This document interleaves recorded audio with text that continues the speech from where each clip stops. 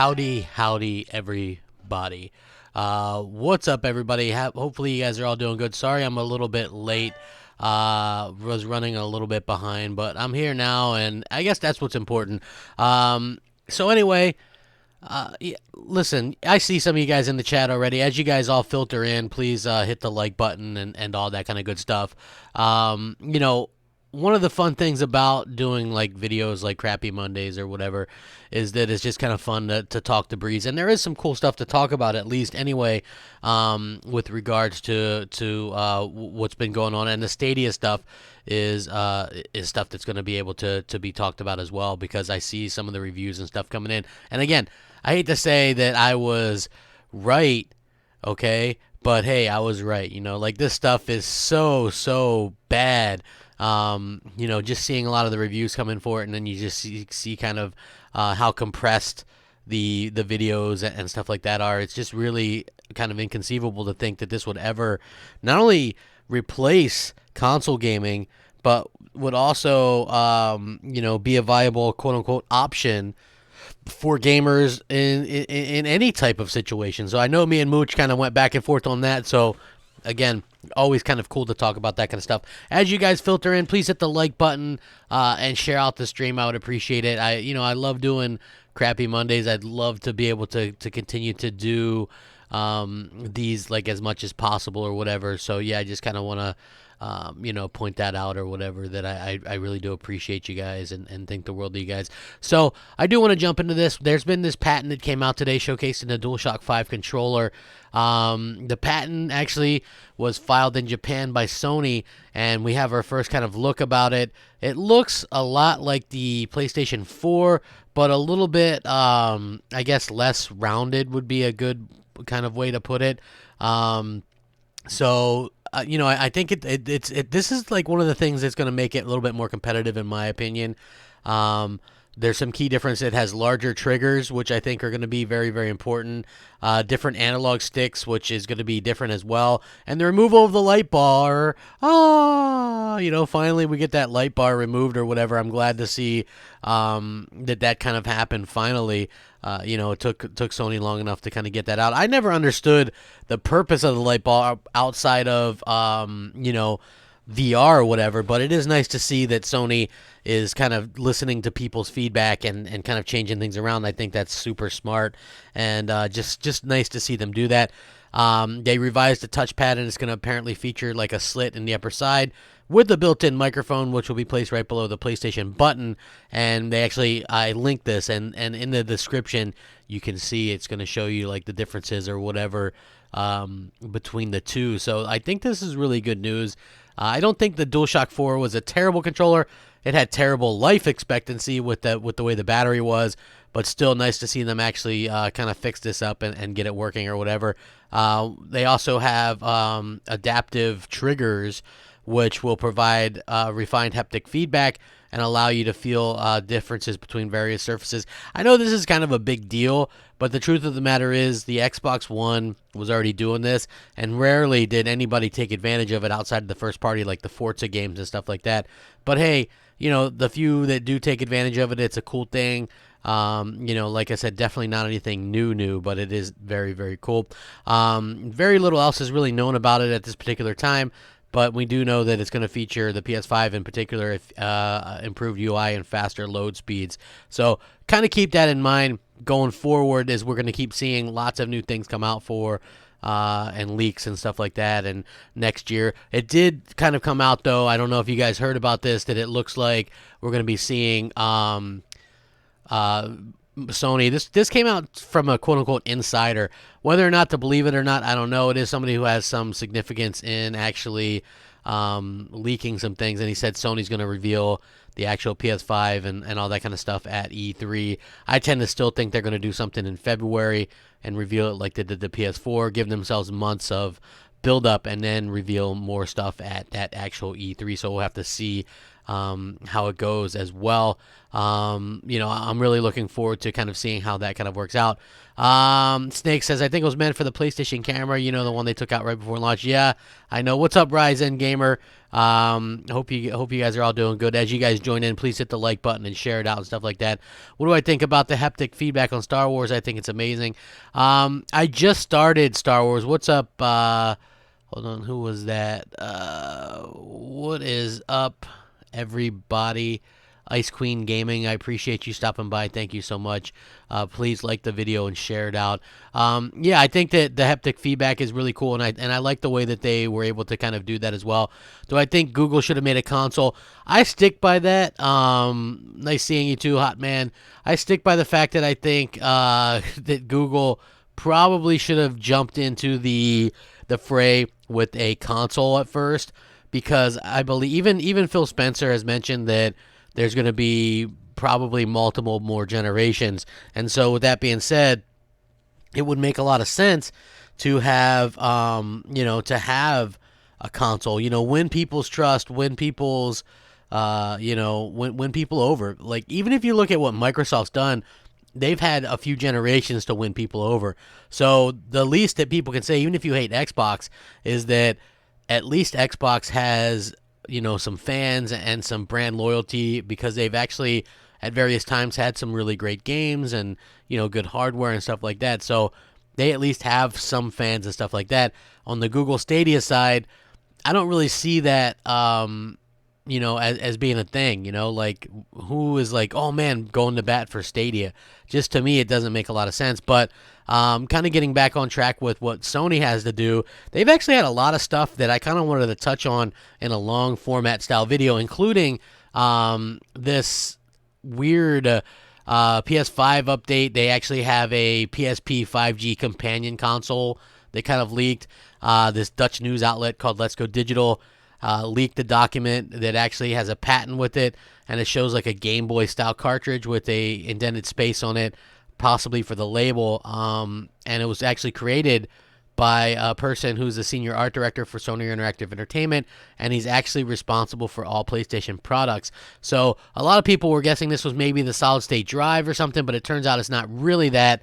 That it possibly could be maybe Sony's going to come out with their own piece of hardware, like a Switch type piece of hardware or something like that, which, if you think about it, makes a little bit of sense. Obviously, Sony has kind of utilized what Nintendo has done in the past and put their own spin on it and made it kind of pretty good.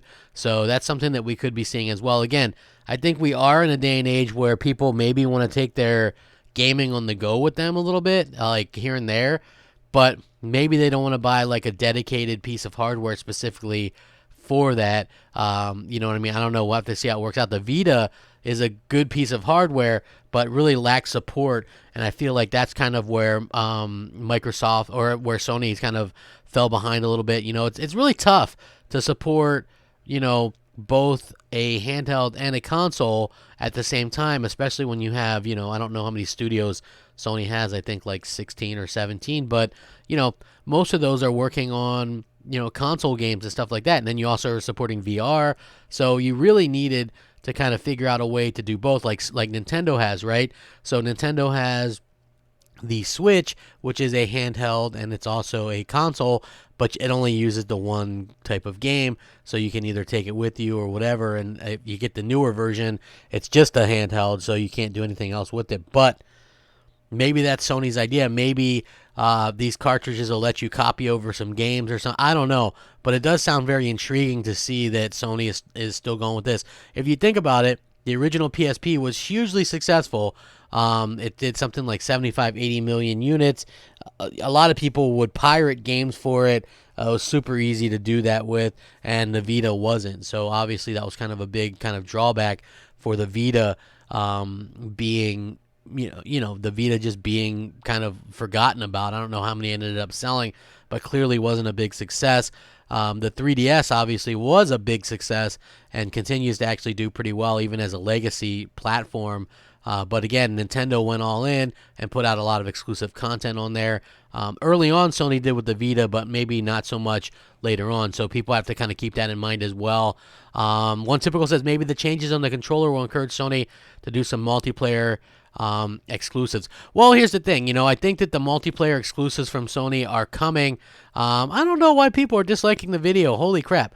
There literally is no reason to dislike it. I'm just talking about some of the stuff that leaked, and it looks pretty good. But anyway, I digress. You guys can do whatever. But yes, Adam points out that Guerrilla Games is rumored to be working on a SOCOM reboot. Yes, or like SOCOM Online or something like that. As you guys come in, please like the video and share it out. I would appreciate it. It means a lot to me. I'd like to get, as many people in here as possible. I just think that it's, one of those things where a lot of people were, we used to be doing this on a Monday, and then obviously there was some issues later on or whatever. So yeah, I also want to point out, because a lot of people were asking me, because we did MNC on Sunday, and a lot of people were maybe surprised that I didn't hate Microsoft's conference. I didn't hate their showing at XO. I actually thought it was pretty decent. Again, I would just like to reiterate that I thought that they did a pretty good job with it. I don't think it was like a huge event or like amazing or anything, but they did a pretty good job with it, and that overall they were able to kind of accomplish and do things that a lot of people didn't give them credit for, didn't think they were going to be able to do. So hopefully they can continue to deliver in that kind of way. But I'm not oblivious like a lot of people. I do think that clearly all the games that they showed were like of a certain kind of look, kind of this cartoony look, and I'm not really okay with everything just being so cartoony. I really wish that they would have maybe realized this and sort of figured something out in time to actually be able to do something maybe a little bit more realistic, because I thought they kind of threw that Rare game to the wolves, and it's only in pre-production. Like, you might as well just held that off to next year when it maybe would have made a little bit more of an impact. For me personally, I just think that they kind of did throw it to the wolves a little bit, but at the end of the day, it's all good. When it comes to Sony, though, it does look like Days Gone 2 is looking more likely since the developers, and I called this. I said, you know what? Days Gone, far from perfect, had some issues and stuff like that at first, but overall, one of the better experiences in a brand new AAA IP. And again, it's easy to kind of make fun of it because it wasn't one of the higher scoring PlayStation exclusives, but it ended up selling really well and people ended up really liking it. So I think that says a lot for it. And, obviously they're not going to announce Days Gone 2 like right now. They're not going to announce it because clearly it's, going to be a PS5 game. So there isn't any kind of official word, but I did link it.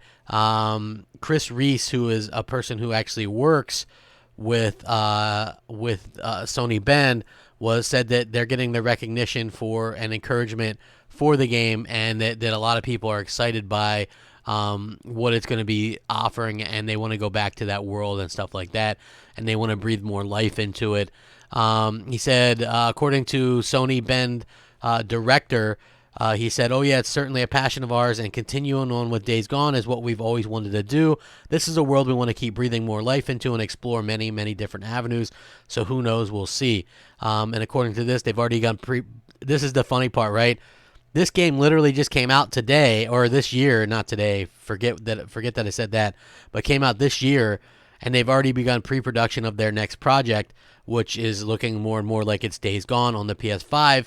Think about that. So this game came out this year. They're already in pre-production with ideas and stuff like that for the next Days Gone, when the new Rare game is just now starting pre-production as well. So I'm not sure if Sony Studios are just inherently better, or if they just do a better job at, or a quicker job.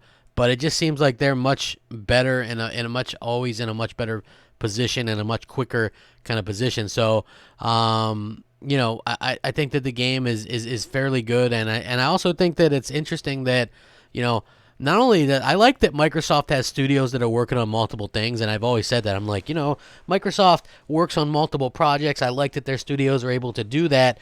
I just think that people forget that Sony Studios can do that too.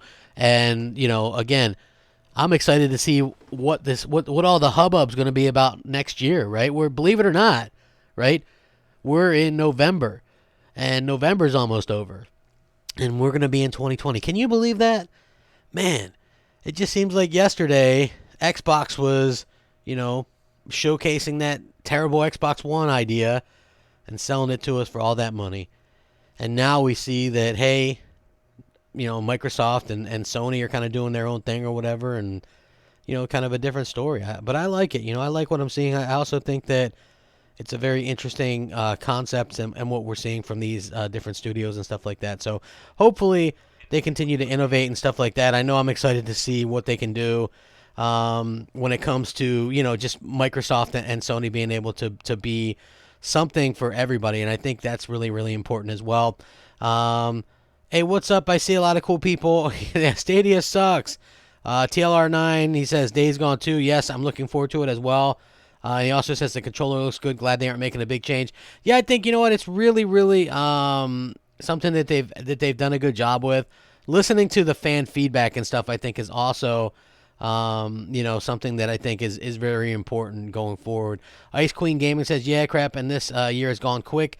It's gone incredibly quick for me as well. Actually, believe it or not, a little personal side note, we're getting closer and closer. I'm getting married in February of next year, and we just lined up a place to do that, and for reception, and it's going to be a nice little to-do or whatever. So I'm actually happy that stuff's going around. Dress picked out for her, and it's going to be a fun little thing. I'm very excited by it. I'm much more relaxed about this one than I was the first time I got married, and much happier as well. So I think it's going to be an exciting time, and again, going into next year, I'm really looking forward to what the games and stuff have to offer. I have to be honest, this year there were some good games for me, but there was no oh crap moment for me. I just got to be real about that. There were definitely some good games, and I fully admit that, and these companies have done a good job at putting out games and listening and stuff like that. But there was no, last year there was Spider-Man and of course God of War and Detroit, and there was really, really some amazing games that came out. And then this year, I haven't felt like I've seen that amazing game yet. I've just literally started up Star Wars, so maybe that'll kind of win out. I've seen some decent games. I thought Days Gone was good. I think Death Stranding is definitely unique and good. There's been some littler games that I felt were pretty dang good. But when it just comes to what we're getting so far, it's just one of those things where I just don't know that we've gotten that truly amazing game. And I think that's why the whole Game of the Year thing has kind of taken this weird kind of way about it, and we haven't really necessarily got anything that's a runaway hit. Next year, people aren't going to be surprised if The Last of Us 2 wins Game of the Year, right? Why would you be surprised? Because, The Last of Us 1 won so many, and, it's that franchise is super respected, and, everybody likes it, and everybody's looking forward to it. So, with that being said, it's just going to be funny to see how this stuff kind of works out, and I do hope that, we can actually get some more quality games, and it looks like that to be sure. No matter what console you like if you like Nintendo, you're going to get your stuff. If you like PlayStation, you're going to get some stuff. Even Microsoft, right? I don't want to bash them, but, they don't have the huge AAAs until, Halo launches the next console. But they got some little stuff to keep people busy, and, of course, the multiplats are going to be there. So, I find that to be, pretty good for everybody, and I think people are going to be pretty much excited by that. And, for me personally, I feel like it's a very, very kind of exciting time to be a gamer overall. So I really do hope that that's actually the case. And again, it's been very strange. I actually do hope that Microsoft and Sony kind of launch close to each other, and it comes down to the games and stuff like that. I just want to see exactly, I always felt like this generation, Microsoft started off so piss poor that they didn't really have a chance. It wasn't ever a fair fight. We didn't get to see, clearly, obviously, the game situation would have been won by Sony no matter what. But if Microsoft hadn't shot themselves in the foot at the beginning of the generation and Xbox One does good out the gate, maybe they have more money to invest throughout the generation and we get more games and sequels and stuff like that anyway, because they had original goals of doing over 200 million units of the Xbox One. So we don't really know what would have changed or what would have happened, but I do think that things maybe would have been a little bit different if we would have actually got to see what Microsoft had up their sleeves for everybody, if there hadn't been such backlash for their asinine original idea. Like, I still, when I look back, I still don't really see what the hell they were thinking, but I do hope that they actually kind of they kind of change things around. Sotness says, I like Gears 5 too. I need to get Jedi Fallen Order tomorrow.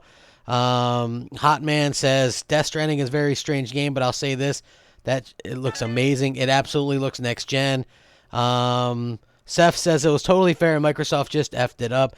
Well, listen, they effed it up, but I mean, should they really have to deal with this all these years later still?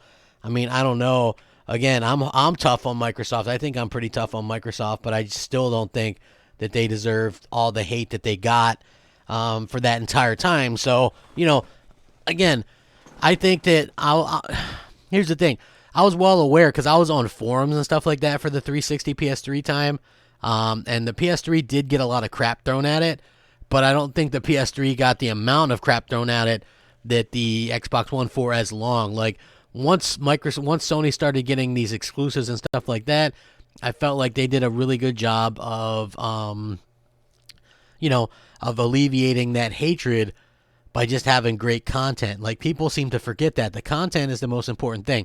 So once the PlayStation 3 started getting these exclusive after exclusive, which they did, by the way, because I still have mine and I still have a ton of games for it, I think people really started kind of letting that hatred go. The thing with Microsoft is they haven't had that moment yet where people are kind of excited by it or whatever. So the other thing I wanted to talk about was something that I found to be kind of interesting from Phil Spencer, given that we didn't hear about any new studios that came out, and I think I talked about this maybe yesterday with Mooch a little bit.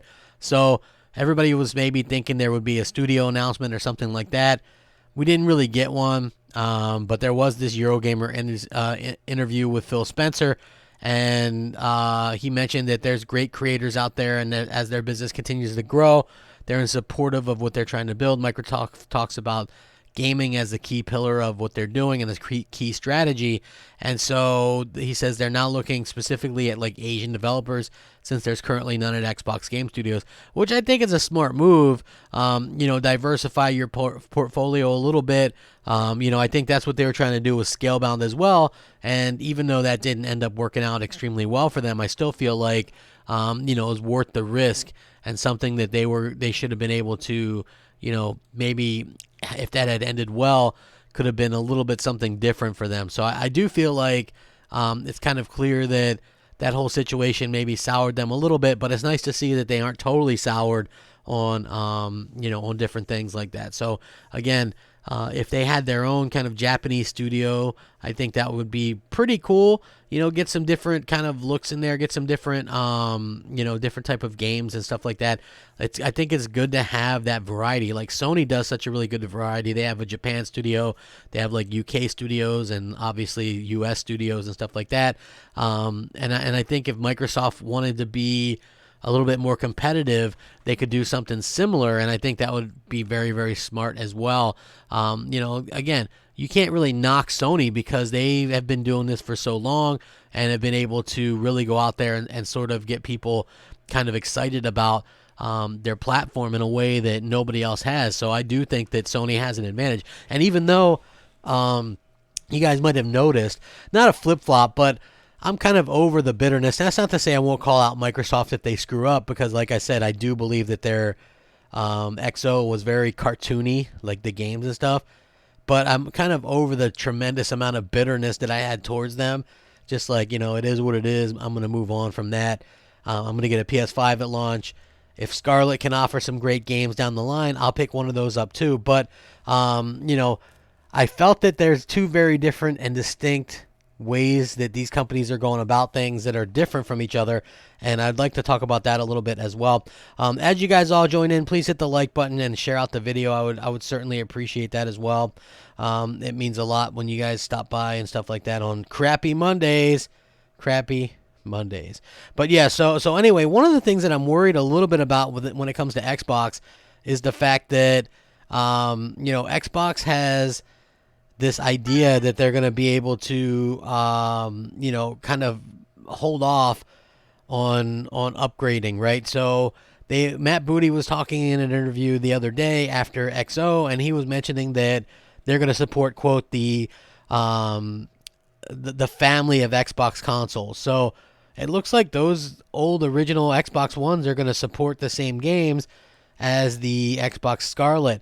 My thought is that this is going to end up hurting Xbox at least a little bit in terms of maybe possibly holding it back and things like that. For me personally, it helps me not want to get a Scarlett at launch, because guess what? I have an Xbox One X. I don't even need a Scarlett to play the next Halo or whatever. Whereas I think on Sony's side, Jim Ryan has said that they're going to do their best to, get everybody to switch over from the PS4 to the PS5 as quickly as possible, like in record-breaking time, which I think is a smart move.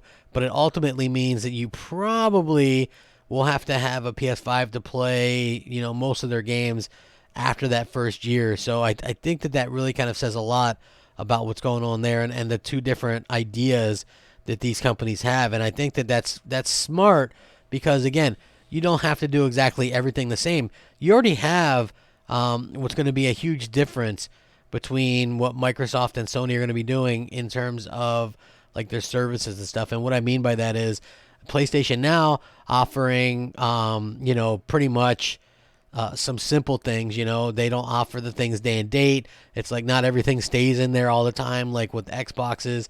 And I think that's vastly different than what Microsoft is doing. Microsoft clearly is relying on, their big heavy hitters to push this service, because the PS5 obviously is going to really rely on what the PS4 relied on, which is great sales and stuff like that. So I do think that that's going to be a very interesting way to see how that comes about. And I gotta believe that both are going to be doing something similar in the hardware department. So you really have to kind of differentiate everywhere else. And I think that's where Sony is going to really kind of stick it to Microsoft. Excuse me one second.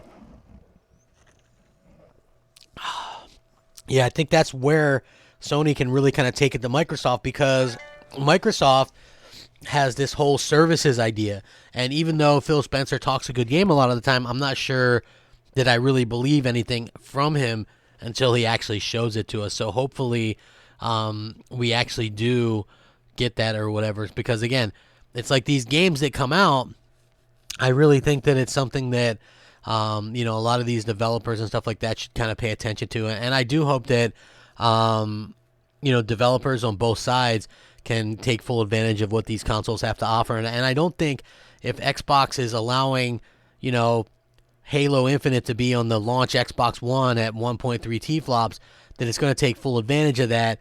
Even though I know there is PCs that kind of do that, there still is a cutoff point for these PCs. There's minimum specs. And if I feel like that the original Xbox One, the launch one, is below what should be minimum specs for the Xbox Scarlett and going into next generation. So that's kind of my fear going into next generation. I would love to see, Microsoft do a little bit of something different. Just be able to kind of offer something that maybe we haven't seen before. And I also think that, how can they do that if they're still having to deliver experiences on, that base Xbox One platform? That doesn't make a lot of sense to me, especially, like I said, it does not seem like Sony's going to do the same thing, which could be a huge win for them going forward. And, we'll kind of have to see how it remains. Another good point that I kind of want to point out, if you're an Xbox fan, and I think I talked about this as well, is price point, okay? We all kind of wonder what the price point is of these next-gen consoles. There's multiple reasons. Like, if you were to ask me, like, hey, CG, why did the Xbox One lose so badly this generation? And there's quite a few reasons, okay? Obviously, Microsoft shot themselves in the foot, But even more than that, right? Like, how in the world do you offer a console that's less powerful than the competition, but charge $100 more, right? I get that you want to throw in the Kinect or whatever, but right away they should have had a SKU without that. I mean, you really, really should have been a little bit smarter than that and had a difference. So clearly the price point, clearly the power difference, and then Sony is really good at just kind of adjusting. So I think that they really have that kind of going for them. That adjustment that they were able to do within that 8-hour difference from Microsoft's show to theirs, I think really kind of showcase their ability to adapt and stuff like that. Over 200 watching. Thank you guys so much. Please like the video. Let's get up over 100 likes. That would make my day. As you can tell, my throat sounds a little bit better or a lot better. I'm not really sure which one yet, but I am definitely feeling much, much better. And if you are just joining me, the PS5 DualShock controller patent leaked with diagrams on it, and it looks like they're going to have bigger triggers, and it's going to be a little bit more well-designed and aerodynamic. And I think that that's going to be very important because you want that base controller to be very, very accessible and fun to use for everybody. So I think Sony really has that going for them going into next generation, is that they've listened. It sounds like this one doesn't have a light bar, so you don't have to worry about that terrible light bar or anything like that anymore. Like I said, very exciting time, and I can't wait to see what these consoles have to offer next generation. Again, this year was kind of a letdown year in terms of what we got for games. A lot of people are talking about like game of the year and stuff like that. What's game of the year? Well, anytime you have a remake that's thrown into the consideration, you know that you've had kind of a weak year. And so I would say that in terms of this year in particular, it's been a little bit of a weaker year, but I still think that next year is going to be a much better year, which is atypical of going into a next generation, because usually people start shutting stuff down and start making their games as launch games or whatever. But I guess maybe we'll have to see, because I would assume that most stuff that comes out late next year is going to come out on both the PlayStation 5 and the PlayStation 4 and Xbox One, as well as Xbox Scarlett. So that's going to be very, very interesting. Of course, speaking of price and power, Phil Spencer was talking, and he was saying that price has always been a deciding factor. And he says we're not going to be out of position on power or price, according to his interview with The Verge. Obviously, price has always been a deciding factor in how each console generation plays out, especially with, obviously two competing consoles like that. If you guys remember back to the PS3, they kind of suffered a lot for the $599 price tag, and this generation saw something similar with the $499 versus $399 price tag. So for Microsoft to kind of be self-aware and realize that, things are kind of changing, and you have to stay, you have to kind of stay, within a certain range.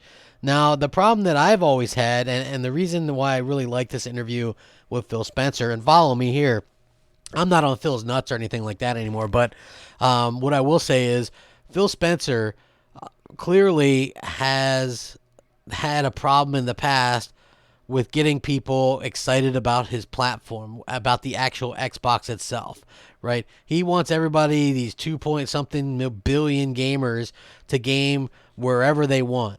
And I get that. But as long as you still have hardware, you need to find a way to get people excited about that hardware and give them games to play on that hardware. So that's something that I feel like they've really kind of failed at recently. And so I'm kind of at a loss for words when it comes to this, but it is nice to see them kind of remind people, hey, he wants to compete with the PS5. He wants to do a good job. And that's the point where I just feel like that's good to see. That's good to hear. They want to be competitive, and I feel like that's going to be a point that's going to really help them out. You got to go out there and you've got to say, hey, we do want to be competitive. We'd like to win. We'd like to do this. I don't think they have a chance in hell to win anything next generation, but maybe they can surprise some people and actually do something decent for a change. And I feel like that would be very, very cool as well. Dave GX says Kinect was the reason for the price current gen. I get it, but man, offer a version without the Kinect. That would be smart. The Rock Solid Gaming says, I think the Xbox 2 Scarlett and PlayStation 5 to stay at $499. I think you're probably right. They have to stay there. They have to be the same price. They have to be close to each other in power.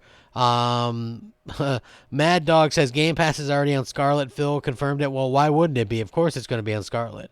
Next gen Microsoft will have bulletproof shoes so they can shoot themselves in the foot all they want. All it takes is something smart. You know what I mean? Like, if they could just do something smart.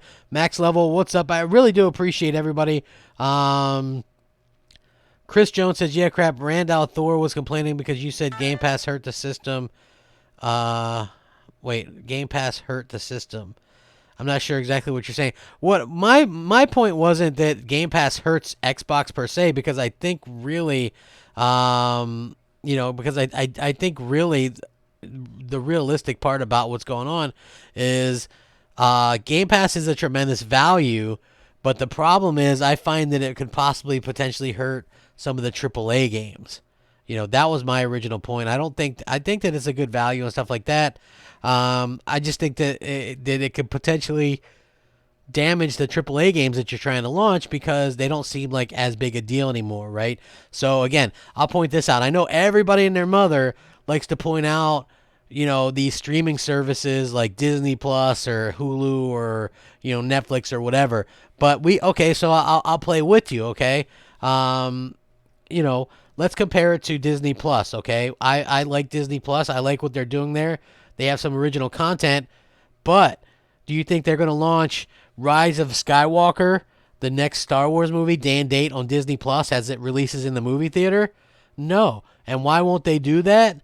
Because that movie's going to make $1 billion at the movie theater, and then people are also going to double dip and subscribe to their subscription service to watch it again in their service. So that's what Sony's kind of banking on, right? That way, okay? Sony's gonna really kind of bank on getting people, like look at The Last of Us 2. Broke all kinds of records and stuff for pre-orders. Probably gonna sell 15 million copies. And then it's probably gonna go a year later into PlayStation Now, where people who are budget gamers and haven't had a chance to play it yet are gonna, play it there as well. So it's kind of this double dip scenario, whereas on Microsoft's side, they're releasing their Rise of Skywalker in their service day and date. Their games aren't selling as good. I understand that, Phil Spencer kind of said that Gears 5 outsold Gears 4, whatever that means. Like, at launch, is he talking about overall? Is he talking about launch week? I would just love to know what exactly he's talking about, given the situation that we know. Can we trust what he's saying? I'm not really sure. So, it's going to be very interesting to see how that kind of plays out. And again, Phil Spencer is very crafty with the way he says things, so I'm not sure if I absolutely 100% believe what he's doing. Hold on. Chris says, thanks, Crap. That's what I mean. He was complaining that you said that Game Pass hurts the sales. Sorry. Yeah, it definitely hurts the sales. I mean, I think maybe not with smaller games, right? I think with, smaller games, it can clearly help. I said this with PlayStation Now as well. If you look at something like Concrete Genie, right? That probably would have been played more if they would have launched it day and date with PlayStation Now. Same thing with Medieval Remake. Now, when you look at the Xbox side, but if you look at something like God of War, God of War would have been hurt because, it broke all their sales records or whatever. Sold, 3 million in 3 days or whatever, or 4 million in 3 days. Same thing with, Spider-Man. Spider-Man's at, 15 million sold. Do you think if that game is available in PlayStation Now day and date, it sells 15 million? Probably not. So we did see Gears of War take some hits because it was in Game Pass day and date, and that's something that people kind of aren't understanding when I'm trying to kind of convey that. And that's not a knock on Rand. I think that, like I said, Game Pass is a really good value, but when you look at these AAA games, I feel like you lump them together with really bad games like, Crackdown 3 or State of Decay 2, and that's how a lot of people look at it. You have this service that's offering these AA situations, and I don't think that works well for everybody, is what I'm saying. It'll work out. Okay, so somebody has you know, Puppy Dog Simulator. More people might view that, might play that on Game Pass, or boot it up or whatever, that would have bought it. So that might actually help the game, because hardly anybody was going to buy that game to begin with. With a game like Gears of War, you have a franchise that used to sell millions of copies. I think the first 3 sold 27 million or something like that combined. So you have this billion-dollar franchise that's absolutely killing it, and then you kind of take that out of play when you have something like Game Pass and you're giving away, your best games for about $1. So it's really kind of hard to see, and we don't even know how many people are using Game Pass. Excuse me. That's the big thing, right? Like, Sony says, hey, we've got 1 million PlayStation Now subscribers. That seems kind of low. You know what? But they weren't embarrassed to go out there and say that, because they're looking to grow that, and they can. Microsoft, on the other hand, is like, we've got millions of this, but literally every single day you can re-up for $1, or, turn your existing gold into Ultimate Game Pass and do whatever you want. So I feel like people kind of forget that or whatever, and that's just something that sort of happens or whatever in gaming. Like Microsoft is basically giving stuff away. And General Thadape, I really do appreciate it. Let's see. Xbox One says, what if 15 million sold if you can get 50 plus million subscribers? Sony is dumb for not taking advantage. It's just a matter of time before they realize what they need to do to compete. Listen, Juan, Microsoft doesn't have, I would doubt Microsoft even has 5 million subscribers, let alone, you have to see how this plays out. You have to understand how risky this is. You even have people like Matt Piscatella from NPD saying it devalues your big games, and he's not wrong. Like, I agree with that point of view. Okay. So if you had 10 million subscribers, but each of them are only paying $1, that's not really doing anything for your $100 million game, right? Like, everybody's assuming that they're going to get 50, 60, 70 million subscribers. I don't look at it that way, right? Because I just don't feel like there's enough value there. If everybody wants to compare it to Netflix or whatever, you can, but Netflix literally has hundreds and hundreds, maybe thousands of options to watch different stuff. And Game Pass has over 100 and doesn't get new stuff nearly as quick as, say, Netflix or whatever. So you have to kind of keep that in mind as well. Just from what I've kind of what I've seen or whatever. So again, how many people, like, I know a lot of people who are like, I have Game Pass through 2022, but I would never pay $10 or $15 a month for that, right? If I wouldn't have already had gold and been able to upgrade for $1, I would have never done it. And when that comes up again at the end of, at the start of 2023 or whatever, God willing, I'm still alive, I'm not going to re-up that. Unless I already have more gold again and can do it for $1 again. Like, I would never pay $10 a month for Game Pass. I feel like it's a ripoff. There's just not enough content there. And Microsoft, next year, they're coming out with stuff, but they're not coming out with stuff that I would really consider to be, like, altering stuff or something that would, that I would, you know what I'm saying? Like, it's nothing that I would consider really, that most of the stuff they have, I'm not really interested in even buying or playing. Stuff like Bleeding Edge, I couldn't care less about. Battletoads, I couldn't care less about. Flight Simulator, I couldn't care less about. Grounded, I couldn't care less about. Trying to think, what else are they going to come out with? Like, that stuff, I really, really don't care about those type of games. So, Game Pass is irrelevant to me. Like, Halo, possibility, I guess. I don't know. I wasn't planning on buying Gears this time. And then I got a free review copy, so we'll have to see how that works out. 9Live says, Phil already said Gears 5 outsold Gears 4. He also hinted that Game Pass is already profitable. Listen, Phil says a lot of things, man. My point is, we outsold it what? Like, outsold it lifetime sales? Outsold it at launch? Like, he's so ambiguous with the things that he says. Florencio says, if Game Pass was at original price, would it still be as popular? Absolutely not. Absolutely not. The reason why so many people buy or get Game Pass is because it's constantly $1, okay? If it was $10 a month or whatever, it's just not worth it. I just don't think it's worth it. Dominic says, crap, some people on YouTube have more than 5 million subs, so no one person is more popular. Hold on, I'm trying to see. I don't get your point. Some people on YouTube have more than 5 million subs, so one person is more popular than the entirety of Microsoft.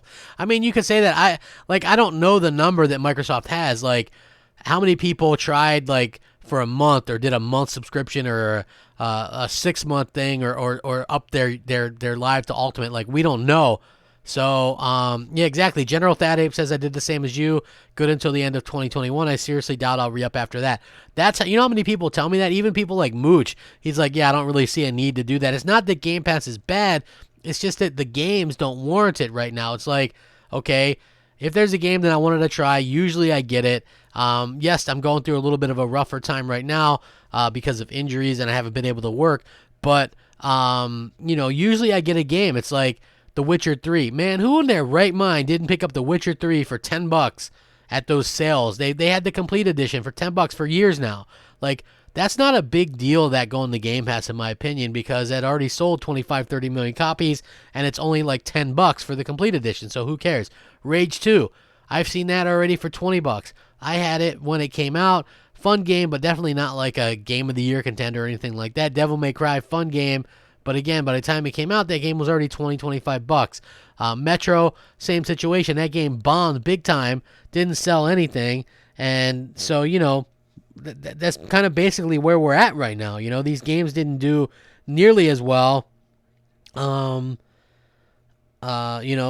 again, I just think that's really kind of where we're at this particular juncture. So, Red Dead runs like crap on PC. John, not only does it run like crap on PC, my friend, but guess what?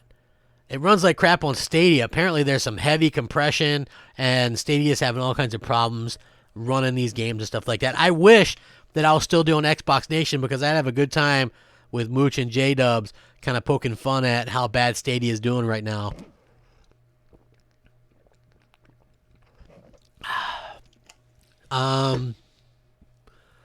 Dual Purpose says, how tall are you? Are you Phil? Vague Phil. I'm a pretty good height. That actually made me laugh. Hey, Phil, how tall are you? I'm a pretty good height, yeah. Better. I'm taller than the last person who held this position, so yeah. Xbox One says, crap, by then you'll buy another deal. I guarantee you'll be able to buy a year for... I wouldn't pay $70 for Game Pass, dude, because for me, I could actually buy a game that I really want to play for that price, and it wouldn't really make sense to me. I think that Game Pass is, like I said, good for a certain type of gamer. I'm not really sure it's for me, just because Microsoft hasn't really been coming out with the hits that appeal to me personally lately. Hey, as you guys are all coming in here, we get up to like over 240. Please hit the like button. We're very close to 100 likes. Again, I reiterate this, no matter who you support on YouTube, the best thing you can do is just hit the like button for that person. You don't got to do anything special. Just like their videos. It helps everybody out. You know what I mean? I just do appreciate it. TLR9 says, if Microsoft isn't going to do any marketing deals with exclusive content, then they need to just throw money at Game Pass or at games to let them have launch day and date in Game Pass like Jedi Fallen Order. I agree. That would have been a big move. The problem is Microsoft has to deal with some of these companies like EA and Activision and Ubisoft. They won't ever do that. So that's a big problem for them going forward. If you think about it, okay, what I mean by that is these companies, with the exception of Activision, have their own services that they kind of utilize. So when it comes to being able to sort of, release something day and date, they aren't as keen or they aren't as apt to actually do that. So Microsoft could probably make a deal with Bethesda, right? Like, say, the next Elder Scrolls or whatever, the next Wolfenstein or whatever. They could probably do that and release that day and date because I think that makes a lot much more money. Muttley and Company says, crazy Mooch wasting money on Stadia. I agree. Him and Jay does, man. It's funny. Mizzle T Sizzle says, crap, what's up? Can you have Hellhammer make a triumphant return or at least do your awesome impression of him? Hey guys, it's me, Hellhammer. I think Metallica is really good. Hey, Crapgamer doesn't play good games at all. He plays everything on easy mode, and that's not good. I'm much better than him. So yeah, there's that. Hellhammer, unfortunately. So those that don't know, Hellhammer and I have been roommates for a very long time. You know, and now I'm getting married, so I don't, live there anymore, and he's with someone as well. So it's just one of those situations. We don't really see each other very often, unfortunately.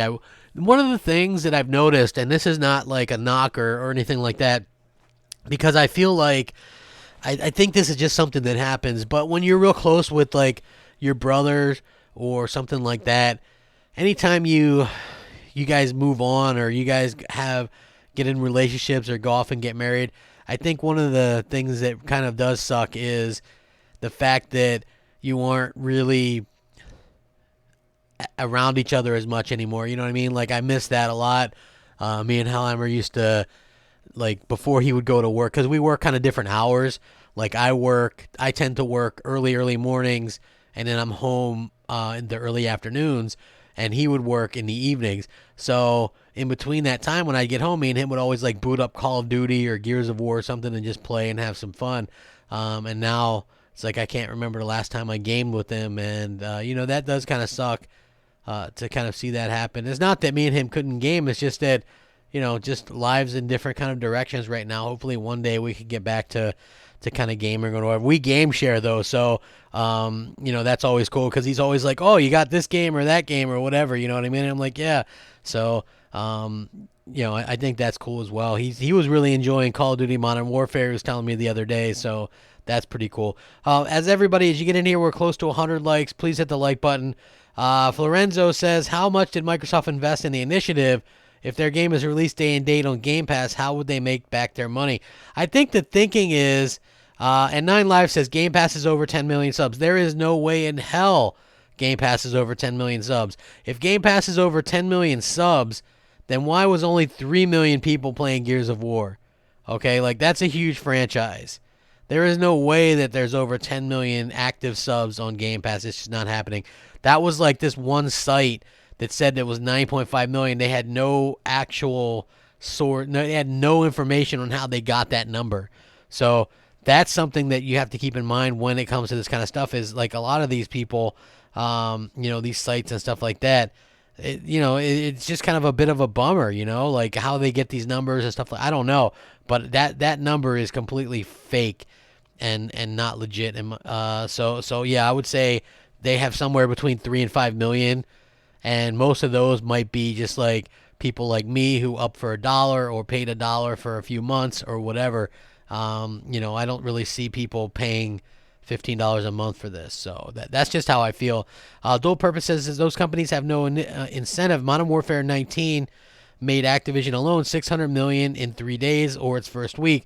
Microsoft would need to pay $1 billion just to get it day and date for one game.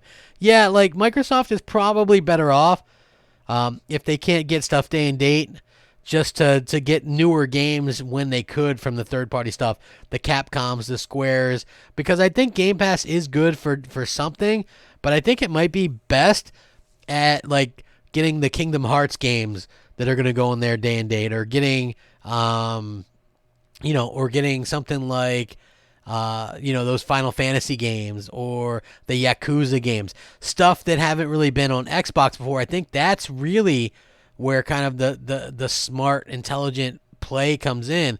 Like, yeah, do that. That's going to be the smart thing to do. John Doe says Gears is dead. Rip. Yeah, I mean, listen, Gears used to be my favorite franchise. Obviously, I was a big fan of Gears for a very, very long time.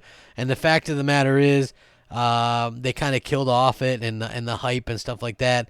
It's not nearly as interesting of a video or as a service, as a game, as it is as a service now, right? So the way that they're doing it, where they charge you $5 for for an animation or whatever, $20 for a skin, like that to me isn't what Gears of War is about. And so it's a little bit unfortunate to kind of see how far they've fallen. And I do hope that they manage to sort of pick things up in the future. Like, pay attention to the fans. If you look at the hardcore fans, and if everybody would stop saying stuff like, hey, Gears is fine. Gears is fine. It's great. It's great. It's great. If you would actually just listen to the fans and go, hey, Gears actually isn't great. They really kind of dropped the ball on several aspects, and hopefully they can get things kind of moved into a better direction. I feel like that's where change is going to come. That's where the change is really going to come from, and I really hope that they can kind of realize that and put that out there for people, because nobody's going to want to play that type of game where it's a premium game. Yes, you can go, well, I only paid $1 for it, but I can tell you this: even if they didn't have that deal and you were paying $15 a month for it, man, it's still $15 a month. Like, why am I getting, why on earth would I be getting so many microtransactions in that? That's the equivalent to, people like to compare stuff to Netflix and things. That's like you paying for Netflix for $15 a month, and there's ads in their movies, right? It doesn't make sense. It doesn't make sense as to why that would happen. So hopefully they can kind of fix that or whatever, and realize that you don't need to do all that kind of stuff. You know what I mean? You don't need to have all those microtransactions. Like, I get that you can earn that stuff, but it's like so expensive and it's so time consuming to really kind of get that stuff out and get that stuff. You know what I'm saying? Like, hundreds and hundreds of games, and it really doesn't make any sense. And hopefully they realize sort of the mistake that they've made there, and kind of fix that before it's too late. Obviously, it might be already too late for the Gears of War 5, but maybe not the next one or what have you. I think that that's going to be very, very smart of them to pay attention and kind of listen to what people want for a change. I'm not saying that it's a bad game. I'm saying they made some mistakes with it, and one of those mistakes is kind of getting, people, what's up? Hey, what's up, Foxy? Nice to see you here as well. She had a really good take on Gears of War 5 as well. A little bit disappointing or whatever. I do think that, the franchise can be saved, but obviously it was a little bit disappointing. So it is nice to see that long-term Gears fans can see that, not just me. Everybody wanted to act like I was just the worst person ever. You know what I mean? Like, oh man, crap, he's just an Xbox hater now, so of course he hates it. No, that wasn't the truth. I wanted to like Gears. I wanted it to be a really, really good game. It was unfortunate that sort of it didn't work out for me, because I really wanted it to kind of reach its former glory or whatever, and it wasn't able to do that. So hopefully they can do that in the future and do a good job with that. Let's see. Not even Halo will have a 1-to-1 ratio. No game does. I don't know what you're actually talking about right there. Enrico says microtransactions where Microsoft is trying to make their money on Game Pass. Yeah, like that's my problem as well. It seems like that's where the difference is now, right? Like, obviously they aren't making their money back on Game Pass right now. Okay, even if you want to say that 10 million are paying subscribers, I would venture to say you might as well say 95% of those are only paying $1, or paid $1 or whatever. So you don't have all that money coming in like you believe you have coming in, okay? So where do you make that up at? Well, it's pretty easy. You got to make that up at, at microtransactions and stuff like that. You know what I mean? So I do think that that's something that people have to kind of realize as well. And hopefully Microsoft can get that kind of sorted out sooner rather than later, because I would like to see them, because they always talk about options, right? That's one thing about Microsoft. They're like, options, but you always just get this sneaking suspicion that it's only an option for like the time being. And what I mean by that is Microsoft always has that kind of smirk about them. Yeah, well, it's just an option. Okay, well, if it's just an option, then keep it an option. But if it were an option, I feel like, why not just, not make your premium game cost so much in terms of, paying for an animation. Like, these animations and stuff were free on these other games. Why am I paying for a kill animation? That it doesn't make sense. And I'm kind of bummed out that it's in such a situation where you have to kind of do that. You know what I mean? Like, oh, here I'm going to pay $5 for this animation that's been like literally free in every single Gears game prior. Like, when did they decide, hey, let's charge people for this animation. Like, it doesn't make a lot of sense to me. And I'm actually kind of bummed out by that, but I do hope that they kind of learn from that in the future as well. Hold on. Dual Purpose says it feels like Microsoft is designing games as slot machines as opposed to gaming experiences. Yeah, you know what? I do feel like it's a very interesting thing because, you know, it's almost like you can smell the suits, right? And what I mean by that is it lacks kind of the soul that some of the other Gears games has. So yeah, like it is a little bit of a troublesome situation. I worry about Halo doing the same thing, but you know, as long as they can get the campaign okay with Halo, I'll be okay because I feel like that's the part that I play the most in you know, when it comes to Halo.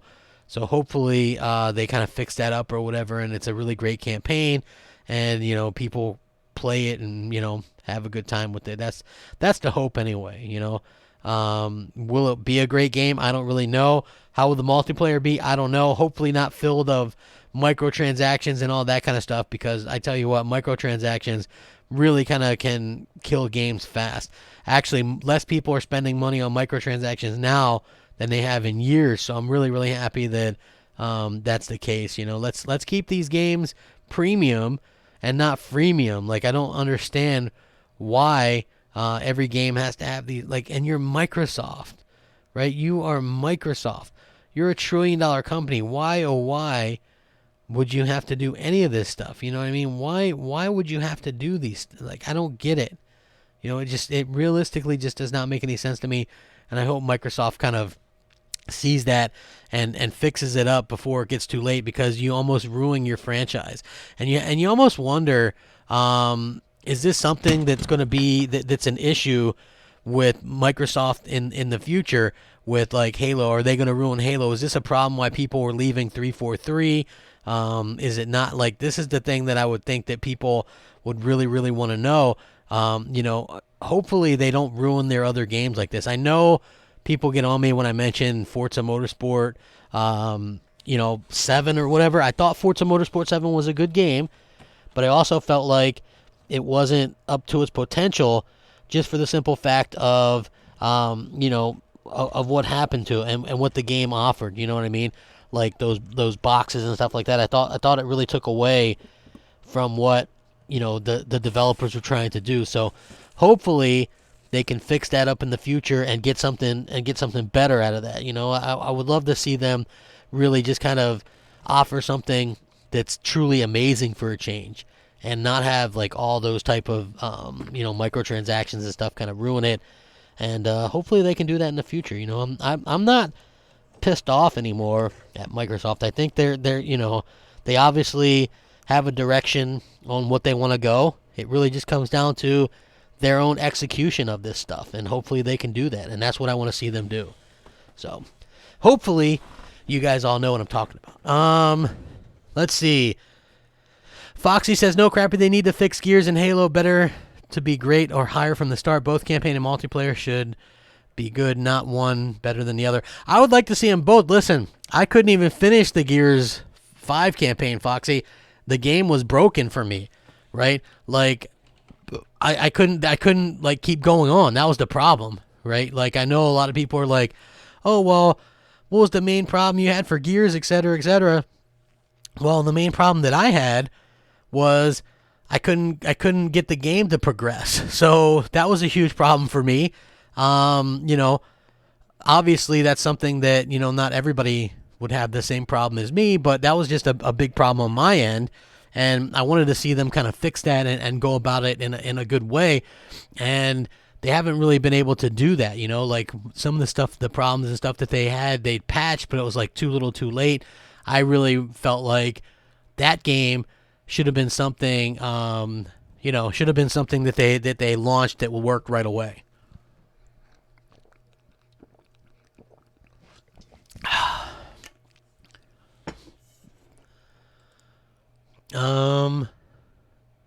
Well, it's going to be interesting to see how that plays out. I just saw an interesting tweet, but again, apparently Microsoft hasn't been super communicative about the next Xbox with developers, so we'll see how that works out.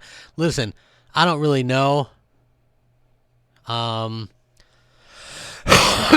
This from Jason Schreier, by the way, says that some of the folks he's talked to who were briefed on PS5 say Microsoft hasn't been super communicative about the Xbox Scarlett. So we'll have to see. Again, one of the things where I can confirm that this might be actually true is the fact that I know for a fact I have some friends who are like smaller developers, and they've not heard anything about the next Xbox yet. So you have to kind of keep that in mind that, these developers and stuff like that, they usually get this information in these things called roadmaps, and nobody's really gotten a roadmap from Microsoft in a very long time. So there is that situation to kind of, remind you of that. You know what I mean?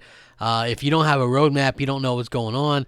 This is why, like, the Sony stuff is so important, and people are out there saying, well, the PlayStation 5 is more powerful. The reason why they say the PlayStation 5 is more powerful, is simply put, is because the PlayStation 5 obviously has more mature dev kits and stuff like that. So that part I know is true, but will that hamper the Xbox long term? I don't really know. That's something that, nobody really knows for sure. We won't be able to see. All Digital 84 says Lamar Jackson is a beast, bro. I'm a Cowboys fan. Luckily, we didn't have to worry about your Ravens. Just Mooch's Giants. Yeah, listen. I like what the Ravens are doing with Lamar Jackson. I think that they really play to his strengths. I can remember this, okay? So, and I'm not a Mike Vick fan by any means. Obviously, I'm a dog trainer and stuff like that, but I'm just going to purely talk about him from a player point of view. He was a special player when he came out, but wasn't nearly as accurate as Lamar Jackson is as a passer. And I'll also point out that the Falcons didn't really cater towards him as a player, and the players around him the way that the Ravens have. Like, the Ravens have built this team around Lamar Jackson and stuff like that. So sports, yeah, but I really like the way the Ravens have kind of done that and changed everything from the ground up to really take advantage of the special athlete that Jackson is. And man, it's fun to watch.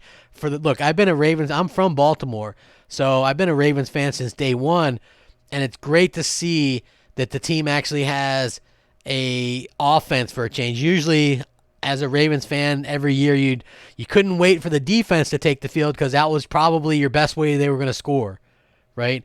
Maybe there would be an interception return for a touchdown or a fumble recovery for a touchdown. Now it's like, hey, we get these, touchdowns on offense like all the time, and it's just really, really awesome to see that.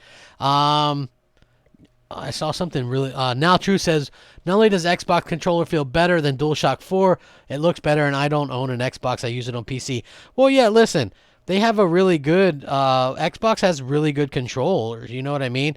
I think that's really something that that's really smart going forward. You know what I mean? Like, I like the Xbox controller. I've said that it's much better than the PS4 controller for a long time, and I stick by that. I do find that it's a much better controller.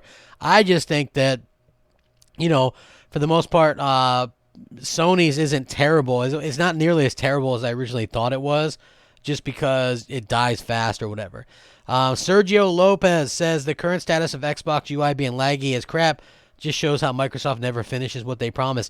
Well, listen, I think one of the main things the problems that there is with the Xbox UI is that it's still technically in beta.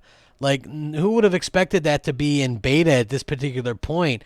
I don't think that anybody really expected that. So, it is sort of weird to see that Microsoft, who makes Windows, by the way, has this problem. And I think one of the main reasons why it's a problem is because you have these different consoles with different memory and all this different kind of stuff. And it really just, I think it's too much for some of these things. And it's like trying to get all this stuff to run on everything.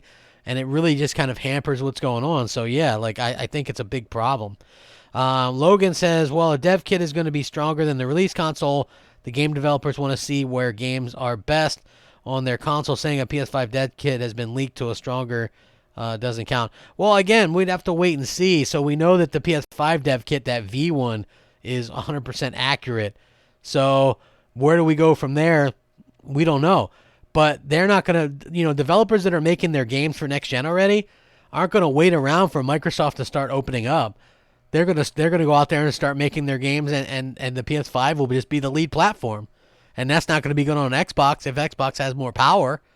but I feel like Microsoft is a little bit afraid right now to say anything. So, you have to kind of take that for what it is. Hopefully they can get out there and do something a little bit different down the line. I really hope that they change for the better, you know what I'm saying? Because I hear that the next Xbox is more powerful, but hey, is it going to actually do that? I don't really know. Jeremy says DualShock is the best. Do research.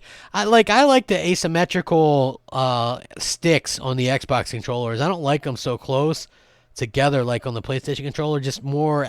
It's just easier for me, but I got big hands, so I don't know. Now True says, I have both controllers. The only time I use the DualShock 4 is if I have to. For example, you need DualShock for some games on PS3 emulator. That's right. John Doe says, yep, the Xbox UI sucks big time and has since it first launched and after 60 updates. I agree. It's not great. So hopefully they can actually get that kind of fixed or whatever. Sorry I bored you, Foxy, with some sports. Erno Senpai says, my thumbs don't rub together on my PS4 controller, maybe because I don't lay my whole damn thumb on the sticks so they don't touch. Well, I got real big thumbs and hands, so really, it's kind of a problem for me there. Your Xbox is more powerful from who exactly? Nobody really knows.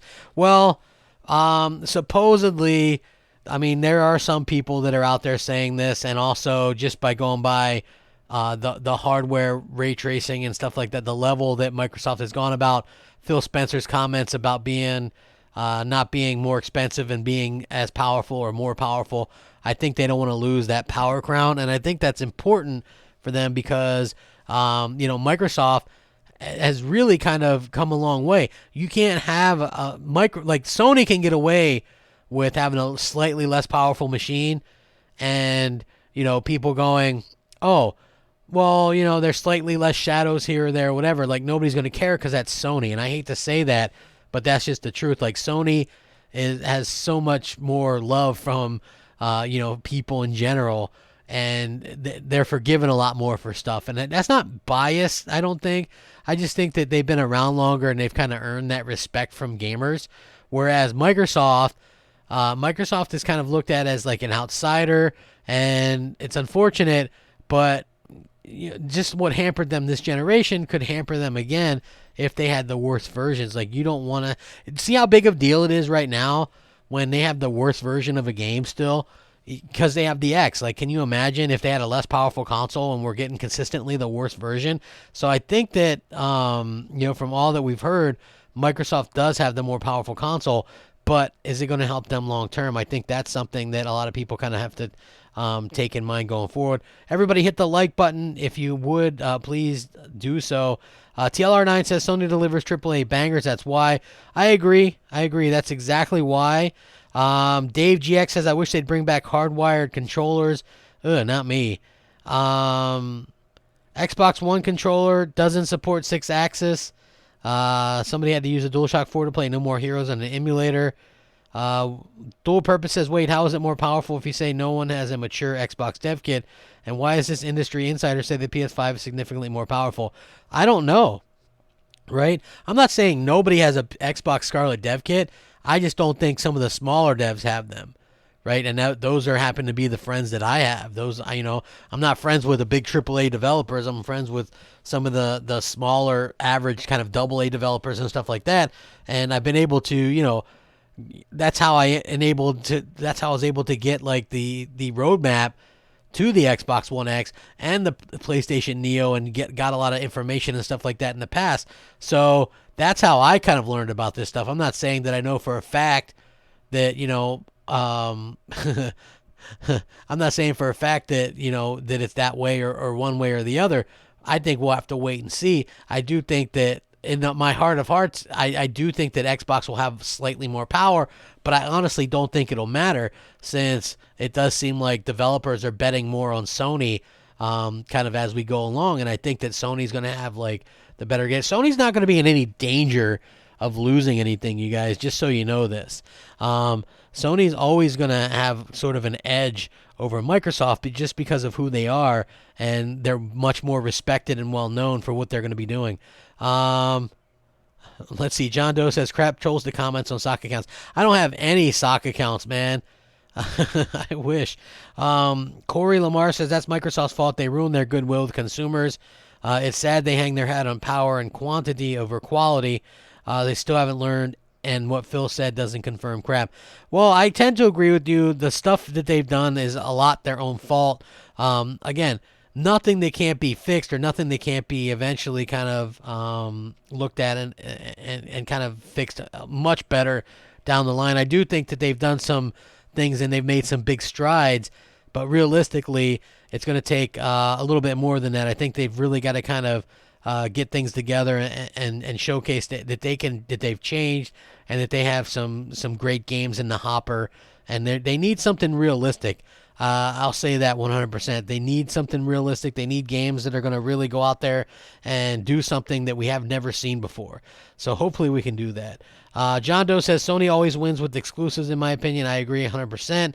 Satnus says Digital Foundry video on Jedi Fallen Order makes a good case for a proprietary solid-state drive next gen. Yeah, you talking about with those load times and stuff, right? I agree 100%. What's up, Talus? What's up? I appreciate you stopping by. Please hit the like button and share it out if you haven't already.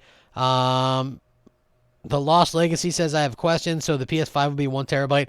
I think both the PS5 and the Scarlett are going to be 1 terabyte. I know that sounds weird, but I do think that that's just going to be what the case is. We're going to see 1 terabyte, and I think because these things are going to be hybrid or whatever, that's just going to how it's going to be. So hopefully, hopefully we can see something not too long in the future. I really do hope that we see that. Do I feel developers are forced to use the same cartoony graphics for their Xbox games so they can run on multiple devices? Do I feel they're forced? I don't know if they're forced to do that. I do think that it's a little bit strange that if you look at it, and I'm not knocking all of it because I think that you can have cartoony looking games as an art style or whatever, and I think that's fine. But I think it is a little bit ironic and maybe funny at this point that when you look at their games, okay, so Outer Worlds has a sort of a realer look to it, even though it's more of a double A, triple A type thing. But then you look at their next game in Grounded, and that game looks completely cartoony, right? I just don't understand how, these new developers, even with Bleeding Edge, okay, Ninja Theory just came off a Hellblade, and then their first Xbox console exclusive is this big cartoony, kind of game that sort of rips off multiple other games. That doesn't make a lot of sense to me, So I don't 100% get it either, you guys, at all. But that is a good question. If you think about it, something like Sea of Thieves probably runs really good on other stuff, and some of these other games probably run pretty good on other stuff as well. So you could be right, man. You could be right. That's a great question as well. Let's see. Lone Star says I watched multiple people comment on their art style. I'm not saying it's bad, but they all look the same. I agree. Listen, I liked their EXO event, right?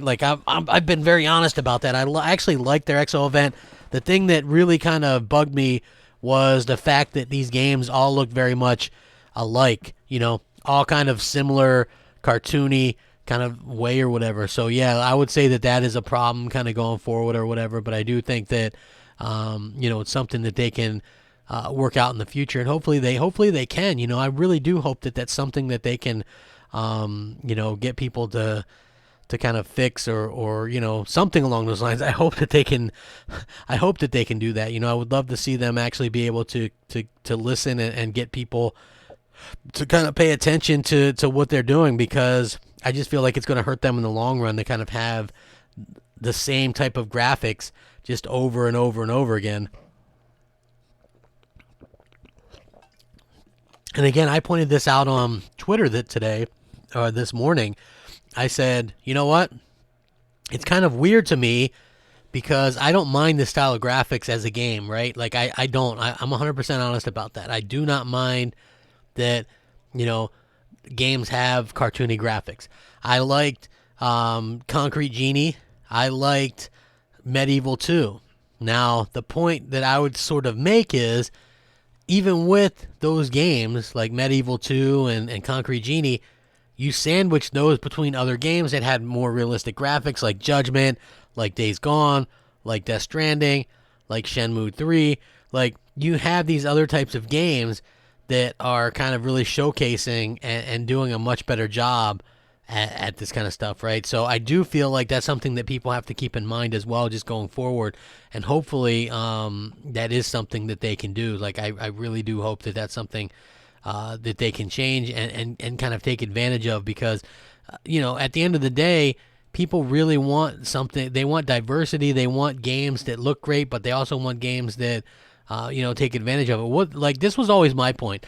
What's the point of an Xbox Scarlett or an Xbox One X if, literally all the games look like that? It really doesn't make a lot of sense to me. So I do hope that they kind of change things before too long. I would love to see them actually go out there and make some kind of change to get something a little bit more realistic. Now, maybe we don't even got to wait that long. Maybe the other team at Ninja Theory is creating something that's really great and looks fantastic. I would love to see that happen as well down the line. I don't know.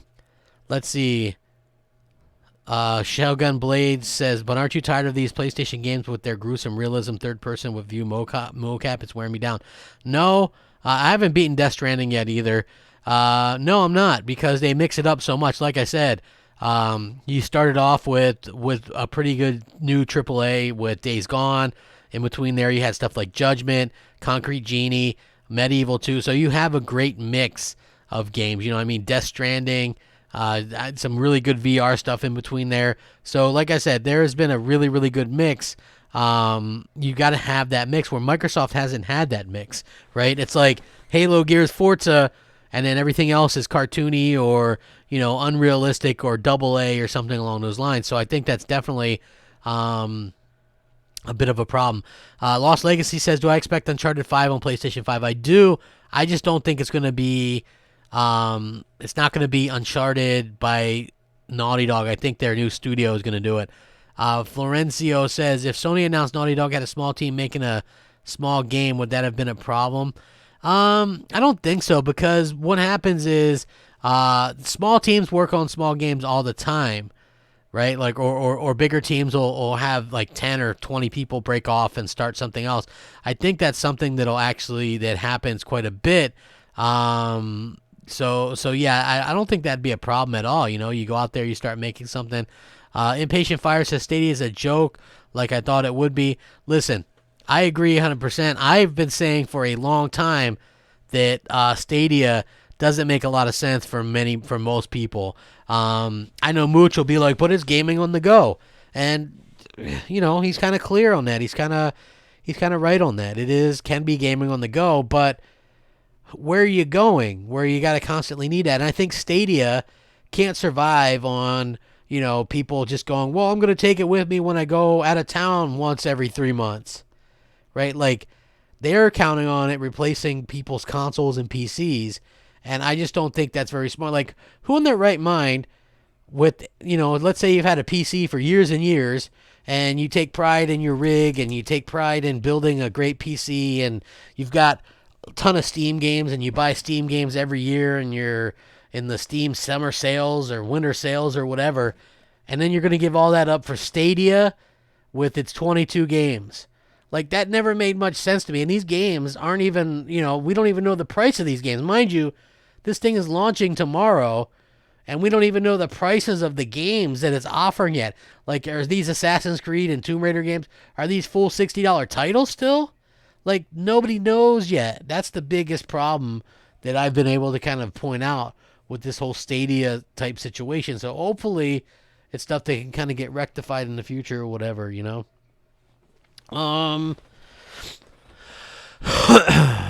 Let's see here. Hey, everybody, hit the like button. Maybe we get up to 150 likes. I'd appreciate that. Apparently, Stadia will be about $900 a year. Wow. Well, imagine if you had a data cap, though, right? That would be pretty bad as well. Chris Jott says, not on this pricing model, no chance for Stadia DOA. Yeah, you know what? I just think that Boneslave says $60. Dude, are they really $60 for those old ass games and stuff? Like, that would be, whoo, that would be bad. Dog of War says Google is about as trustworthy as Phil Spencer. Look at the guy who's promoting Stadia. His name is Phil Harrison, okay? Phil Harrison's last few ventures before Stadia was launching the PlayStation 3 at $599, launching the Xbox One and all those problems. He was part of that problem.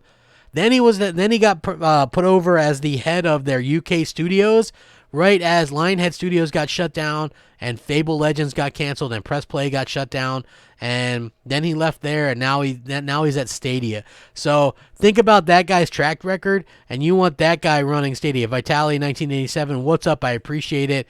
The cartoony games are meant to be able to play on Switch. Ugh, I hope not.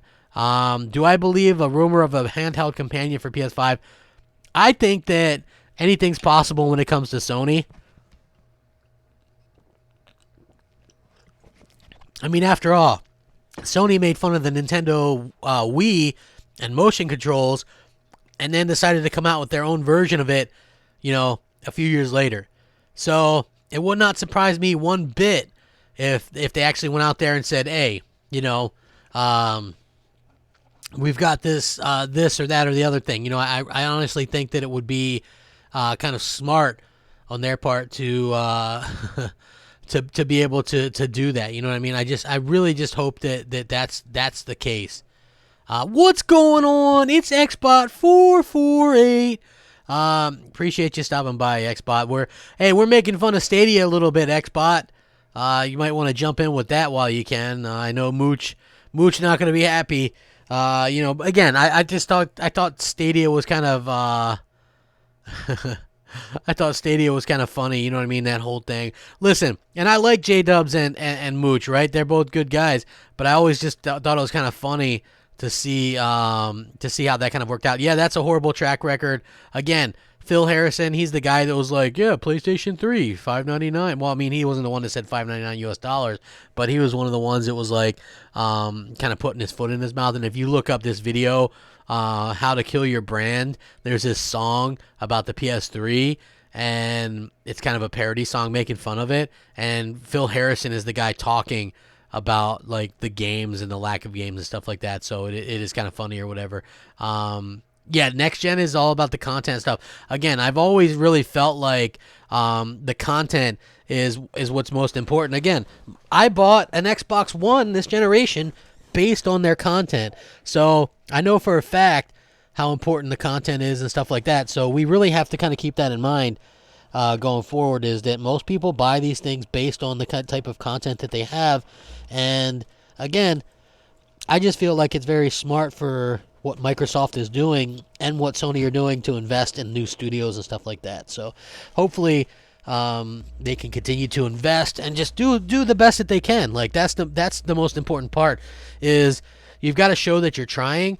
I actually don't feel like in the past, for most of this generation, that that Microsoft was really trying that much, so that was kind of unfortunate. But I do feel like they are trying a little bit more now, and hopefully they can do a better job. Let's get them out there.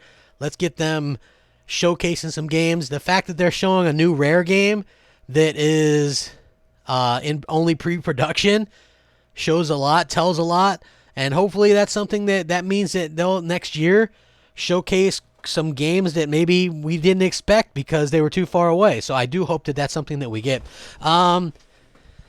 Xbot says Stadia equals subscription for resolution, xCloud equals subscription for games. Listen, I'm not a fan of streaming, but xCloud seems like it has everything kind of locked up in such a way, you know what I mean? Like, I just feel like that they really do have everything kind of going their way. Like I just feel that they do. And I feel like not only that, but I do feel like Xbox, even though I don't know, many people might not agree with this, but for me personally, I feel like Xbox in general seems like it's much more important for Microsoft than Stadia is for Google.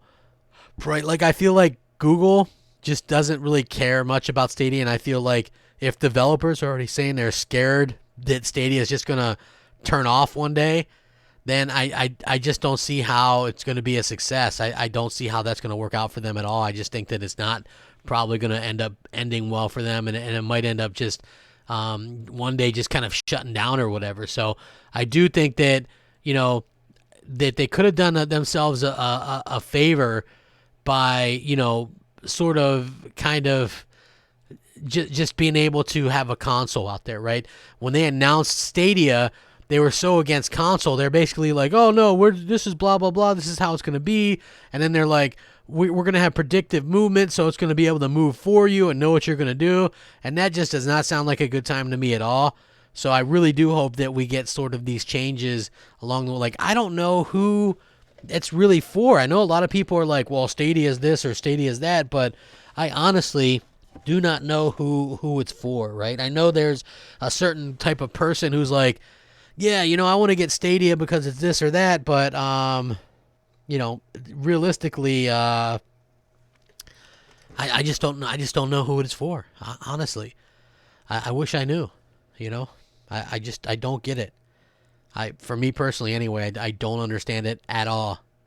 So, I'm gonna answer a few more questions before I get the hell out of here.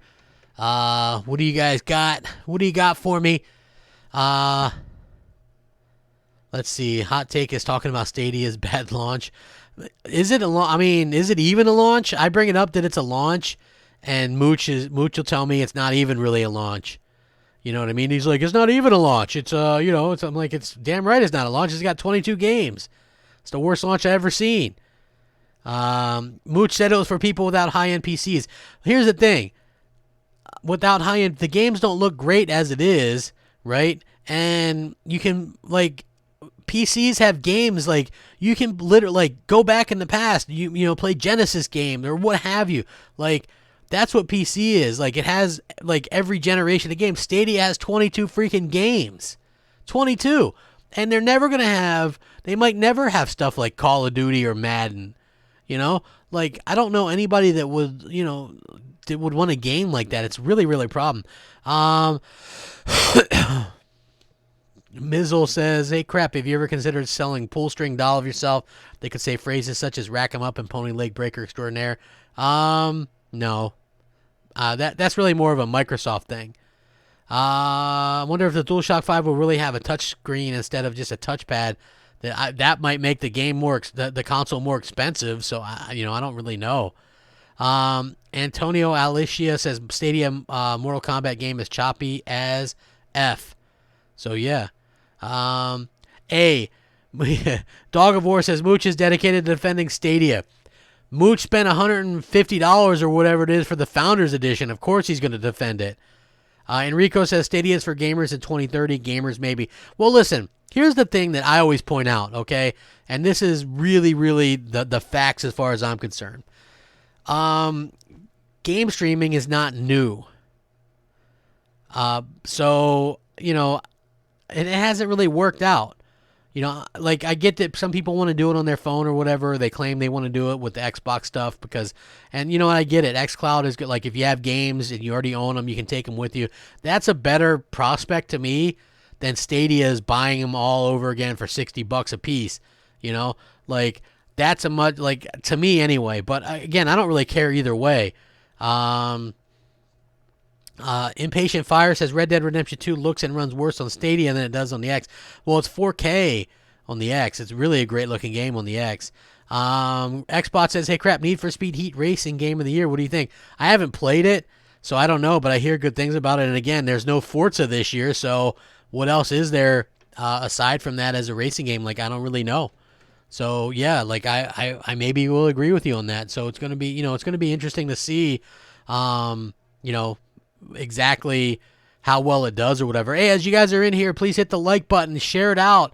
Maybe we can get to 150 likes. I'd actually love that kind of impromptu. I know I've missed Crappy Mondays, but I really do like doing these shows more on Mondays than any other day, although I probably do a couple more this week just for the hell of it. You know, just kind of get out there and do these things as news breaks and stuff like that. I enjoy kind of talking about this stuff, so hopefully you guys do enjoy it. I'm going to answer a few more questions before I go. Sony has all types of exotic property tech, imaging sensors, AI components, and scaled version of Hollywood visual effects. It's all in the PS5. Yeah, it's going to be interesting to see how that works out and what the games look like. I can't imagine. Here's the thing. When I think of what Sony's going to do with the PS5, I get excited because they do a certain type of game better. Like they do these single player, like the next God of War. How good is that going to look on the PS5? When I look at Microsoft's side, it's like, I mean, Halo already looks pretty good, but it's like it's more of that same situation. You know what I mean? It's like Halo, Gears, and Forza. What more can you do? Like where this God of War was a total reboot or whatever, a refresh, and it looks amazing. I'm also interested to see what they can do with their new IP. Clearly, Naughty Dog has another new IP that they're working on. So, yeah, I'm very much excited and kind of looking forward to it to see how it works out. Was Dirt 2 not released long? Yeah, I think Dirt was, or Grid, or one of those games. Did you read the Kotaku interview with Aaron Greenberg? Yeah, Greenberg said he's not worried about PlayStation 5. We'll see about that. I don't know. Like, for me personally, I think the PlayStation 5 is a lot to worry about. They can try to downplay it all they want. Especially, it was funny to me that he downplays the PlayStation 5 just as Phil Spencer was like, yeah, we're going to be on par with power and price. We don't want to be outmatched again. So I thought it was very, very interesting to see one go one way and one go the other way. So that was a little bit funny to me personally. Dog of War says Yoshida, Naughty Dog, Gorilla, Sucker Punch, Sony, Santa Monica, Bend, Insomniac. Yeah, man, Sony's got amazing studios, man. Logan says, well, let's quickly talk the souped-up controllers, Elite 2 versus Scuff Impact. The Impact has terrible build quality. They offer a replacement because they break often. Xbox a better, sturdier design. Now, with that being said, I don't have the Elite 2, but from what I understand, there's been some issues with the initial batch of those, and there's been, and you only have a 1-month warranty. So if something's going to happen to them, hopefully they can get it worked out within that first month because, again, that's just how it is. Like these things are apparently having some issues and stuff. So I don't really know how extensive the issues are or anything like that. But yeah, they are definitely having some issues. If The Last of Us 2 looks this good on PS4, PS5 will blow our minds. I'm sure, dude. I'm sure it's going to be really good. Your left hand with Xbox controller, you have to hold at an angle so left thumb falls over the left thumbstick. That could be true. Dual Purpose says Sony's going to bring new genres, possibly in game worlds designed in ways we've never seen. Scarlett will just be a better graphics and slightly better loading. Well, yeah, that's like, how do we want to load Sea of Thieves and Crackdown faster and, Grounded? Like that's the thing that I say. It's like, unless you have something that's really, really pushing the boundaries, man, I'm not really sure exactly who would be lining up to get an Xbox Scarlett over a PlayStation 5 unless like you absolutely had, 1,000 games or whatever. Even me, I have like 900 almost, and it's like I'm not going to get an Xbox Scarlett at launch. It really doesn't make much sense for me. Just like I'm saying, it really makes more sense for me to get a PlayStation 5 because I feel like they're going to utilize that much more than Microsoft is going to utilize the Xbox Scarlett, especially keeping games on the launch Xbox One. Makes no sense to me. Like, move on from that. Move on from the S. Move on. Like, too bad. If people want to buy a Scarlett, then they buy a Scarlett. You know what I mean? Like, it doesn't make a lot of sense to me to keep people, keep things pushed back on that. You know what I mean? It just does not make a lot of sense to me. So, just my opinion anyway. With that being said, I'm going to kind of close things up for right now. I've had a lot of fun today. I appreciate you guys. Have a fantastic day. Please hit the like button, share it out. If there's some news tomorrow, I might do another one tomorrow. We'll see how it goes. I enjoy doing these, and I enjoy you guys like with the interactions and stuff. Have a fantastic time. I'll catch you guys later. Rack 'em up. Peace out. Keep on being great. Peace.